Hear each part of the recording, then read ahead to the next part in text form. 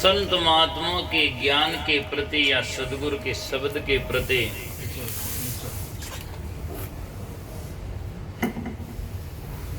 जिस दिन से हमारा अटूट विश्वास हो जाए, जिस दिन से हमें प्रतीत हो जाए, तो सोचो कि उनका जीवन कल्याणकारी होने में संदेह नहीं होगा। पर खेद की बात यह है, ज्यादातर प्राय लोगों में देखा जाता है,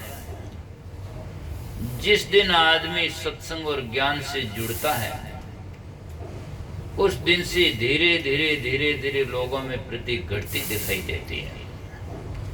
अभाव हो जाता है, और अभाव होने से आदमी कभी भी जाकर के सज्जनों अपने जीवन में गंतव्य स्थान को नहीं पा सकता है। आप अपने जीवन में जिस दिन लक्ष्य बनाया, उस लक्ष्य को याद रखो हमेशा के लिए। जैसे कि मैं यहाँ बेंगलोर में सत्संग के लिए आया हूं, तो इस बात को पूरा निश्चय के साथ में ध्यान रखना चाहिए। यहाँ सत्संग के लिए आया और सत्संग छोड़कर दूसरा काम करना शुरू कर दिया, तो उससे नुकसान होगा, उससे धोखा होगा। मेरे को तो होगा ही होगा, लेकिन जो मेरे साथ में जुड़ेंगे उनको भी होगा। और धोखा सबको मारे, संसार में धोखा सबको मारता है। तो इस भजन के माध्यम से सदगुरु कबीर साहब बहुत ही सुंदर संदेश देते हैं। वास्तव में शिष्य और भक्त वो होता है जिस दिन से जुड़ता है, उस दिन से प्रीति गहरी बढ़ती जाती है। प्रीति में अभाव हो और फालतू का यदि दबाव हो, तो सत्संग में आकर क्या पाया हमने? सत्संग किस लिए किया जाता? कोई नाक कान तो बदलता है नहीं। वेशभूषा बदलने से क्या फायदा हो सकता है? सत्संग इसलिए किया जाता है हमारे जीवन में स्वभाव को बदले। आदमी हर चीज बदलना सरल है। वेश बदल देता, देश बदल देता, प्रदेश बदल देता, मजहब और संप्रदाय बदल देता है, यहाँ तक कि आदमी गुरु बदल देता है। खैर, गुरु और सदगुरु की बात आएगा तो और अलग से कहूंगा। यदि गुरु छोड़कर सदगुरु के पास में जाए तो कोई जाकर के सज्जनों गलत नहीं है, लेकिन सत्य ज्ञान को छोड़कर जाकर के रोड गोदौड़ में जाएं और वास्तव में समझ में नहीं आए तो नुकसान हो सकता है। यदि किसी को तसल्ली हो, जिस फैक्ट्री में हम लगे हैं और वहां हमें 500 रुपया मुनाफा हो रहा है, आगे फैक्ट्री में हमें यदि 1000 दे रहा तो बढ़िया बात है, जा सकता है, कोई बात नहीं। पर जिस दिन से सजना ऐसा तो ना हो कि भूल में 1000 वाले की छोड़कर हम 500 वाले में तो नहीं चला जाए, तो जीवन गर्त में चला जाएगा। इसीलिए सज्जनों, सदगुरु कबीर साहब के सिद्धांत को, मूल को छोड़ करके भूल में जाना तो हाथी के ऊपर से उतर करके गद्दे पर बैठने के सिवाय क्या हो सकता है? उसे कुछ नहीं हो सकता है। इसलिए सज्जनों, संत महापुरुष कहते हैं, जब से मन प्रतीत भई है तो दिन दिन अवगुण छूटन लागा, बढ़ने लागी प्रीति नहीं है। उन भक्त की, उन संत की या उन जिज्ञासु जन की प्रीति रात दिन बढ़ती जाती है। प्रीति में अभाव नहीं होता है। तो इसीलिए तो सज्जनों, भक्त जो होता है ना, तो वो कैसे बनता है, उसका एक अलग अलग परिणाम है। संत को, भगत को, एक तो बनता अभाव से, कोई कमी हो जाए, नुकसान हो जाए तो कोई साधु बन जाए या बली जाए, किसी महाराज से दीक्षा ले लें, माता पिता लाडली खत्म हो जाए। एक तो बनता है अभाव से, दूसरा बनता है प्रभाव से। कोई संतों की वाणी सुनकर के उसका जीवन बदल जाता है, तो उसे प्रभाव कहते हैं। एक महात्मा की वाणी सुने उसका जीवन बदल जाता है। तो दूसरा बनता प्रभाव से और तीसरा बनता है स्वभाव से। उनके जीवन में स्वभाव में होता है, जन्म से विचारों में होता, संतता का, भक्त का लक्षण होता है। और चौथा कोई दबाव में बन जा माड़ा ही। जो दबाव से बनता है और अभाव से बनता है, उसके जीवन में सदा सदा एक रस भाव नहीं रहता है। वो तो गिरगिट के समान है। दरिया साहब वाणी में लिखते हैं, किरगाटिया किस कामरा पल पल पलटे रंग। इससे तो कौवा बोला जो सदा एक सा रंग। गिरगिट बरसात की टाइम में 10 5 9 रंग करता, 7 रंग करता है, और सर्दी में देखो तो पता नहीं कहाँ घुसता है, कोई पता नहीं मालूम पड़ता है। इससे तो कौवा ठीक है, बाहर से भी काला भीतर से भी काला, दोनों में निर्णय तो हो। इसीलिए भक्त होता है कबू को भरिया समुद्र सान, कबू के ये छांट। कबू तो उनका दिल समुद्र के समान भरा हुआ दिखाई देता है, और कबू छांट पर भी कुछ नहीं, तो जन दरिया तुत का सूखे ये किरगांठ, वो किरगांठ के समान है। इसीलिए संत महापुरुष कहते हैं हमारा भाव संसार में सजना कोई भी बात को प्राप्त करने के लिए, कल्याण प्राप्त करने के लिए सब कम ज्यादा हो जाए। शरीर तो कम ज्यादा हो ही रहा है, उम्र कम होती जा ही रही है, और क्या कंठ और आवाज है उम्र, ये तो सब शरीर में कम होता जा रहा है। लेकिन इन सब को कम होने से परवाह नहीं करने पर, लेकिन हमारा भाव कम नहीं होना चाहिए। यदि भाव कम हो गया तो सजना सब खो गया, कुछ भी नहीं बचा सीधा है। बाजार में भी भाव गिरता है तो लोगों के कितना नुकसान होता है, पर यदि हृदय में भाव गिरता है तो वो भवसागर से कैसे तिरता है, वो तो ऐसे ही मर जाएगा। इसलिए भाव संसार में सजना हमेशा के लिए गहरा बनाए रखना चाहिए, और भाव ही प्रधान है। चाहे बाजार में जाओ और चाहे सत्संग और भक्ति भजन में जाओ, यहाँ भी आओ और भाव होगा तो अच्छी तरह से सुन पाएगा, और भाव नहीं होगा तो कोई नींद लेगा, कोई पता नहीं उठ कर भाग जाएगा, क्योंकि उसके श्रद्धा नहीं, भाव नहीं है। इसलिए भाव के बिना भीतर में चाव नहीं होता है, और जब तक जाकर के सच्चाव नहीं लगता तो सत्संग का रसा स्वादन नहीं आता, और रस नहीं आता है तो फिर वो उसको बैठा नहीं रह सकता है।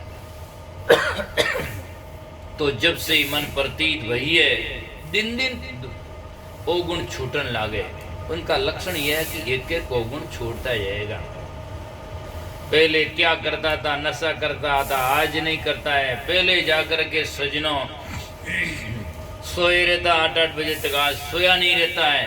पहले नियम और पाठ कुछ नहीं करता, आज समय से पाठ करता है। पहले संत महात्मा से डरता नहीं, आज डरता है। और पहले जाकर के सजना विमनस्या, ईर्ष्या, काम, क्रोध, लोभ, ये सब बातें हैं, तो सजनों एक साथ में तो छोड़ना मुश्किल होता है। कोई भी संत महात्मा के जीवन में ऐसा छूट जाए, ऐसा बहुत कम उदाहरण देखा जाता है। लेकिन एक एक चीज का हमें जीवन में परित्याग करना चाहिए। जैसे कोई भोजन पा रहा है तो 4 हो गया, एकदम तो मैं जानू नहीं रहा, एक एक ग्रास जाता है, एक एक ग्रास जाते जाते पेट भर जाता है। ऐसे ही एक एक सदलक्षण लेते लेते लेते लेते लेते हमारा जीवन विकास से भर जाता है। पर ऐसा न हो, ध्यान रखें कि एक एक अवगुण लेते लेते लेते अवगुणों से न भर जाए और डूब कर न मर जाए, ऐसा नहीं हो। ज्यादातर कई लोग तो होते हैं इस प्रकार से, जहाँ भी जाते हैं सारग्राही नहीं होते हैं, सारग्राही होते हैं। सारग्राही होने से कभी कल्याण नहीं हो सकता है। जहाँ भी जाओ, घर में जाओ, मकान में जाओ, दुकान में जाओ, लेने वाला तो कहाँ नहीं ले सकता है, और नहीं लेने वाला कुछ भी नहीं ले सकता है। लेने वाला क्या नहीं ले सकता है? कुत्ता से ले सकता है। पलटू साहब कहते स्वान वृत्ति पावे सोई खावे रहे चरण लोलाई। कुत्ता में अवगुण है, कितना को मिठाई खिला दो पण हड्डियां खाता रहता है, गंदगी। पण गुण भी है कि कितना उसको थोड़ा सा दे दो और वो खाकर तृप्ति से शांति से बैठ जाएगा, और जिसका टुकड़ा खाता उसकी हाजिरी बजाएगा, है ना। और पूरे खेत में से निकल जाएगा तो मतेरा काकड़ी कुछ भी नहीं खाएगा, बस जैसा का व्यक्ति ताकि होकर के निकल जाए। और मनुष्य खेत में से निकले तो केन की तो खाएगा, बड़े थैलों पर हाथ ही लाएगा, है ना। ऐसे लोग क्या कल्याण पाएगा? तो कुत्ता से वो गुण ले सकते हैं, किससे नहीं? मूर्खों से ले सकते हैं, शराबी से ले सकते हैं। शराबी की देखो आप कितना सा नशा करता है, थोड़ा सा पीता है, रोड पर सो जाता है, दुनिया की परवाह नहीं करता। मस्ती इसे कहते हैं। और हम सत्संग का रस भी है, ज्ञान भी है, सदगुरु का ज्ञान पिए और दुनिया की परवाह करे तो फिर कहाँ पिया? समझो कि अभी समझ में आया ही नहीं। रस आ जाए तो पीछे कुछ दिखाई नहीं देता है, और पीछे दिखाई देता है इसका मतलब अभी तक पिया ही नहीं है, अभी तक वो तो छलक नहीं आई, और छलक आ जाएगा ये तो फिर खलक कुछ नहीं नजर में आएगा। सूर्य थोड़ा दिखाई देता है, जितने में अंधकार भाग जाता है, वो सामने टिक नहीं सकता है। इसीलिए संत महापुरुष कहते हैं ज्ञान लेने वाला कहीं से ले सकता है, और नहीं लेने वाला सत्संग में जाकर भी उल्टा ही सोचता है।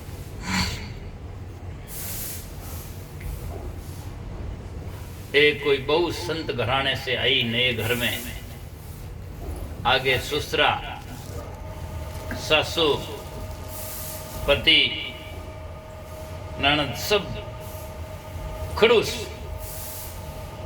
कोई सत्संग सुनने के लिए तैयार नहीं, अच्छा सुनते नहीं, समझते नहीं।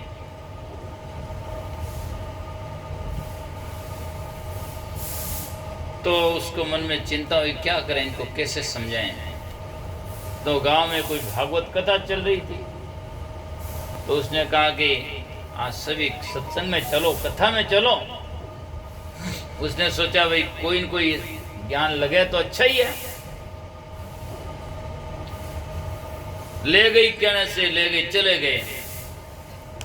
तो भागवत तो आप सुनते हैं, उसमें कौरवों और पांडवों के युद्ध होता है, और दुर्योधन को भगवान कृष्ण कहते हैं जमीन दे दो पांचों को, पांडवों को 5 गांव दे दो। वो कहते हैं मैं नौकरी नहीं दूंगा। कुंती का वर्णन करते हैं, सब महाभारत तो सब जानते हैं, महाभारत की कथा, भागवत की कथा उसमें सुन लेते हैं। तो सुन लिया, और शाम को या सत्संग के बाद में घर आए, तो बहू ने पूछा, सबसे पहले अपने पति से पूछा, क्या सत्संग में आज कथा में सुना, क्या समझ में आया? क्या हाँ समझ में आ गया मुझे। कि क्या समझ में आया? कि इतने दिन तो मैं जानता कि एक पुरुष की नार पतिव्रता होती है, और जाकर के लेकिन अब मुझे मालूम हो गया कि पांडवों के 5 के एक नारी थी। तो हो सकता है कितने जाकर के मुझे निर्णय हो गया कि आज के बाद में मुझे ऐसा संदेह नहीं रहा। तो उसने तो सोचा ये पतिव्रत धर्म सीखेगा, उसने उल्टा सीख लिया। उनकी सास से पूछी, तुमने कथा सीखी, कुछ सुना? कि हाँ सुना। क्या सुना? कि मैंने सोचा कि आज के पहले मैं सोचता था कि जाकर के सती उससे कहते हैं कि जो पतिव्रत धर्म सस्ती है, और जाकर के विवाह होने के बाद में या पहले के जीवन में कभी भी ऐसा गलत व्यवहार आचरण नहीं करते। अब मैंने कल सत्संग में कहा सुना कि कुंती के कुंवारी के बच्चा हुआ, तो मुझे निर्णय हो गया, अभी इसमें मुझे संदेह नहीं रहा कि सती किसे कहते हैं। तो वो तो अलग से थे, अच्छा समझानी चाहती थी, लेकिन वह सब उल्टा समझ लिया। पिता से सोचा, पूछा ससुरा से, आपने सुना कथा? कि हाँ मैंने सुना। क्या सुना? कि मैंने आज के पहले तो सुना कि कभी भाई से कभी भाई बैर नहीं करना चाहिए, लेकिन आज मैंने कथा में सुना पांडव और कौरव में कितना बैर हुआ, तो मैं करूं तो कोई नई बात नहीं है। तो जाकर के उल्टा उल्टा सीधा सीख लिया। तो सज्जनों, और अपने पति से पूछा कि तुमने क्या सुना? कि आज के पहले तो मैं सोचता कि हमारे जमीन के बारे में झगड़ा होगा तो हम झगड़ा नहीं करेंगे, भाई जितना चाहो ले लो हम। लेकिन अब तो मैं आज के बाद में दुर्योधन से पूछा तो उसने कहा मैं भाइयों को एक सुई की नोक टिके जितनी जमीन नहीं दूंगा। तो महाभारत में ये कथा आती है, तो मैं क्यों दूंगा? आज के बाद में मैं नोक टिके मैं भी कभी नहीं दूंगा जाकर। तो कहने का अर्थ सज्जनों है कि उन्होंने सत्संग में जाकर सत्य के चर्चा सुन करके सही नहीं समझा, उसका उल्टा ले लिया। तो साधु उल्टी विचारे आंदा, एक बाड़ी में नीपजे खरबूजान पांदा। तो संत होते हैं वो बात को उल्टा करते हैं, अच्छा करते हैं, और मूर्ख लोग होते हैं उसका उल्टा कर देते हैं। तो इसीलिए सज्जनों, सारग्रही होता है वो सार लेता है, और असारग्रही कहीं भी होता है तो उसमें जाकर असार ही लेता है। तो इसीलिए, और चीजें, वस्तुएं, गुण, सद्गुण, अवगुण सब में होते हैं और सब जगह होते हैं। कहाँ नहीं है? किसी जगह में जाओ तो होंगे। तो भंवरा किसी दिशा में जाएगा, चाहे उत्तर में जाओ चाहे पश्चिम में जाओ, लेकिन कहीं भी जाएगा तो फूल के ऊपर बैठेगा, क्योंकि उसका तो स्वभाव है सुगंधी पर बैठना। और गुबरेला किसी दिशा में जाएगा, कहीं भी जाएगा तो वो सीधा फूल पर बैठा भी दोनों उसको, तो वो वहां से हट करके सीधा गोबर में घुसेगा, क्योंकि उनका स्वभाव गोबर में जाने का, गंदगी में जाने का। इसीलिए गंदगी में नहीं जाएं, हम बंदगी में जाएं और जीवन को सफल करें। तो इसीलिए कहा गया है सुख सागर मुख मंजन कीना। सुख सागर सत्संग और ज्ञान है। यहाँ आकर के हमारा मन को साफ करो, हमारे हृदय को साफ करो।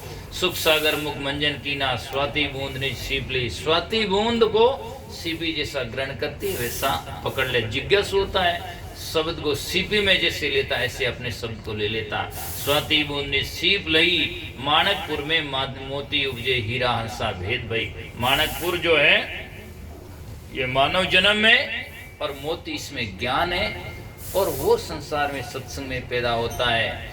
तो यहाँ आकर के सत्संगी भक्त भजन करके अपने ज्ञान को अर्थात परमात्मा को प्रकट कर लेते हैं, अर्थात अनुभव कर लेते हैं।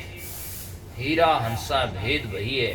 हंसा होता हीरा, मोती चुगता है, और जाकर के सजना बुगला वही आता तो मंची खाता है, क्योंकि उनका जाकर के सजनों हंसा बुगला एक रंगा और गुणों से गम पाई रहे। हंसा और बुगला दोनों एक समान दिखाई देते हैं, पर गुणों से उसकी पहचान होती है। हंसा तो मोती चुगे, बुगला मच्छियां खाई रहे, है ना।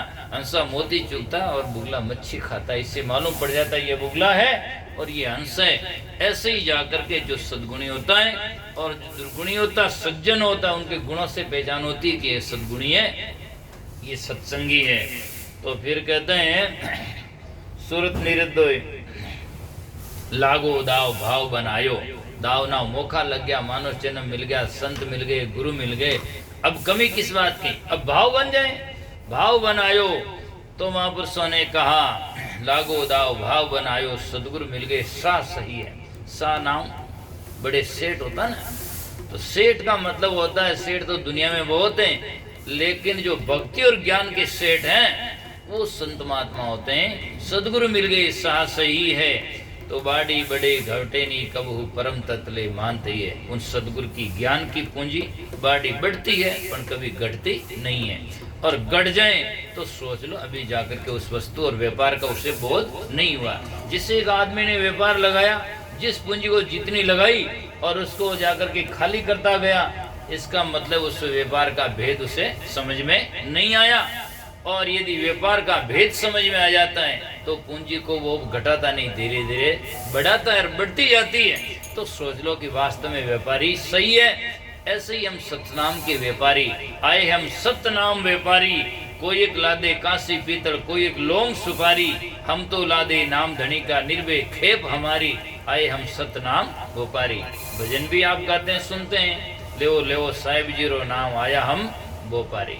संत महात्मा ज्ञान की नाम की व्यापारी हैं, तो उसको लेने वाला भी कौन है? गुरमुखी वैसो सौदा कर लेन भटकत फिरे गंवारा।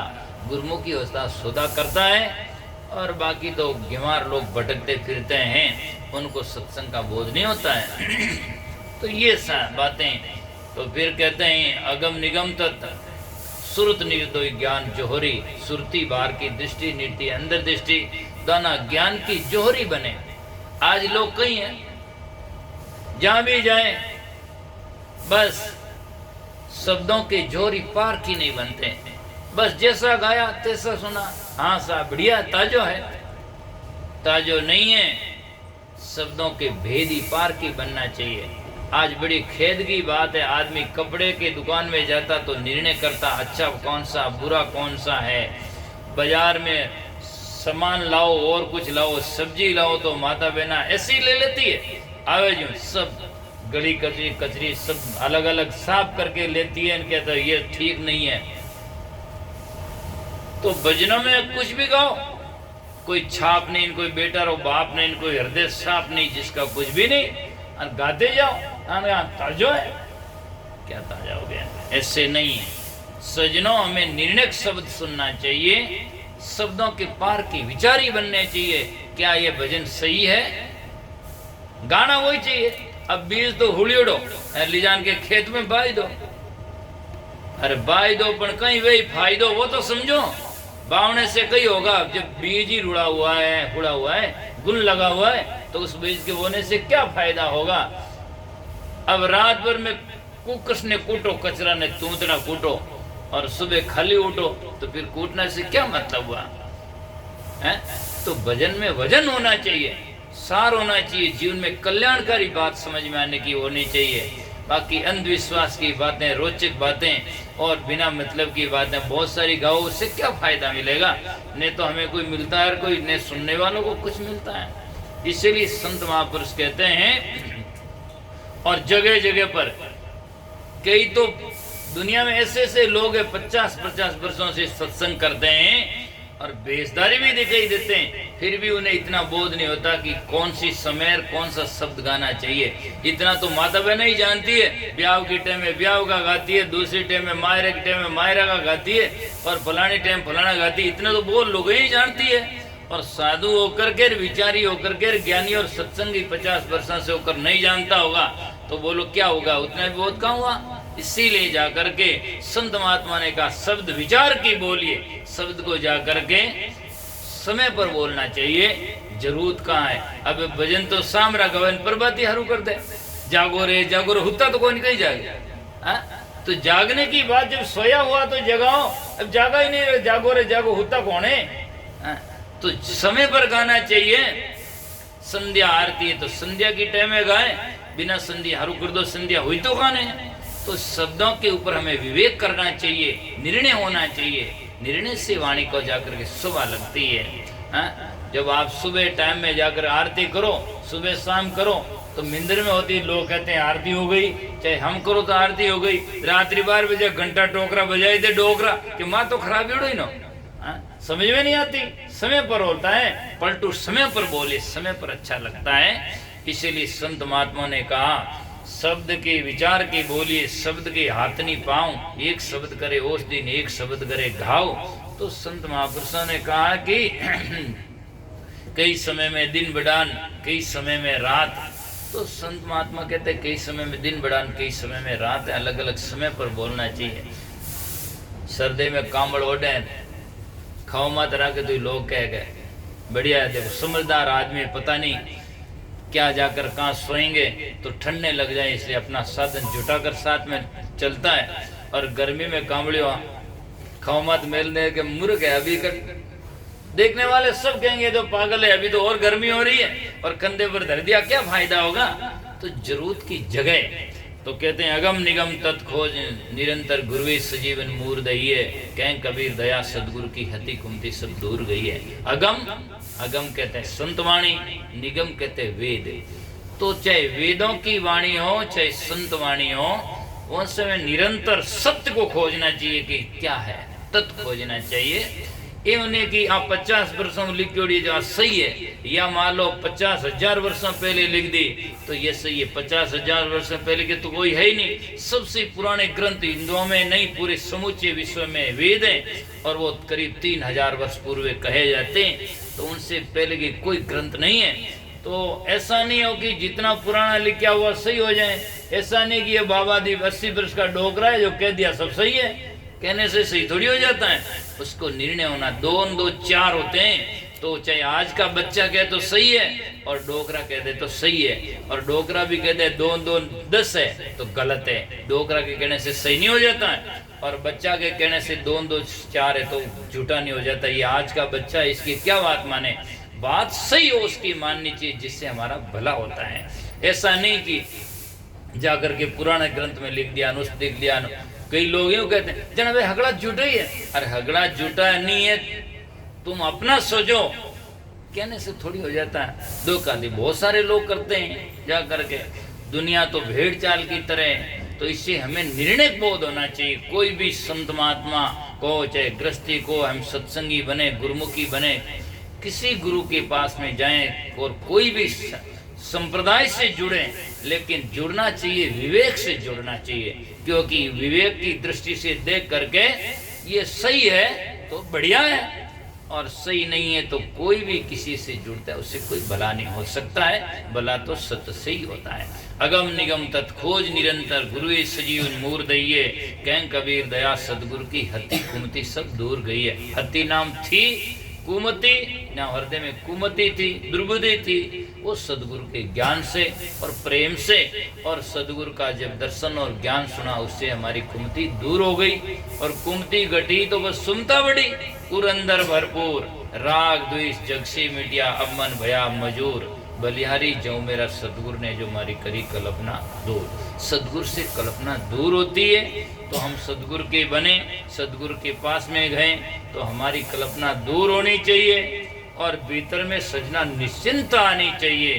तो सजना हमारा वास्तविकता बोध और ज्ञान और हमारा बनना और भजन सुनना, सत्संग में आना और पद की प्रतीत होनी चाहिए तो निर्णय होगा, क्योंकि बोध ही नहीं है, निर्णय ही नहीं है। आज हमें जाकर के आपने अपना घर बनाया, अब घर के बारे में 50 जना आन कह दे ओ थारो घर ही कौन, तो मान लो कोई 50 जना कह दे, 1000 जना कह देंगे ये आपका घर नहीं है, तो आप मान लोगे? तो ज्ञान को कैसे मान लिया, और कैसे 50 जना नहीं 1000 जना कह देंगे सही ने, तो कैसे मान लिया जाए? हमने मालूम है कि घर हमने बनाया है, पट्टा हमने करवाया है, जमीन हमने ली है, पैसा हमने दिया है, तो 50 जना नहीं 1000 जना कहने से कोई हमारा थोड़ी छूट जाएगा। इसीलिए हमें निर्णय होना चाहिए। इसलिए कबीर साहब ने एक भजन में लिखा, पद प्रतीत और शब्द कसौटी, पद की प्रतीत हो और शब्द की कसौटी पर घिस करके, जैसे सोना के व्यापारी है, आप यहाँ कौन ज्वेलरी की दुकान देखो इनके, है ना, तो वो कसौटी होती है, इतना पत्र होता, उस पर घिसते हैं कि भाई सोना नकली है या असली। और मैं भी नहीं जानता, साकी तो मैं साधु हुआ माधु जब से जानता था, लेकिन कई वर्षों तक मैं सोचता था कि कसौटी किसे कहते हैं। मैं कसौटी ताप को सोचता था कि भाई कसौटी ताप देने से लोग सोने की मालूम हो जाते हैं। लेकिन यहाँ बेंगलोर में नंदिनी लेआउट में भंवरलाल की दुकान पर मैं बैठा, तो जब एक अंगूठी लेकर आया लोग उसको गिरवी धरने के लिए, तो उसने कहा घिसा, उस पर एसिड डाला, तो क्या सही है? तो मैंने पूछा ये क्या है, कि ये सब कसौटी है। ओहो, तब मेरे को मालूम पड़ा। तो ऐसा नहीं होता है कि ज्ञान सब, तो उन्हीं से मेरे को ज्ञान हुआ कि भाई कसौटी अलग चीज है।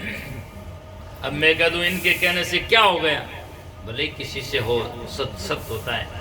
तो पद प्रतीत और शब्द कसौटी, जैसे सोना को कसौटी पर घिसकर उसका निर्णय किया जाता सोना असली है या नकली है, ऐसे ही वाणियों को शब्दों की कसौटी पर घिस के देखना चाहिए ये सही है या नहीं है। पूरा इतिहास वाणी कहती है कि संतों का मानव जन्म दुर्लभ है, मानव जन्म दुर्लभ है। और दूसरा लोग वाणियों गाते हैं, काश बाकाश भी रहता संबंध में होता हीरा दास। जब काश बाकाश भी भजन कर सकता तो मानव जन्म की जरूरत ही क्या, क्यों रोना है, वहीं भजन कर लोगे। तो ऐसे नहीं होता, शब्दों की कसौटी को समझो।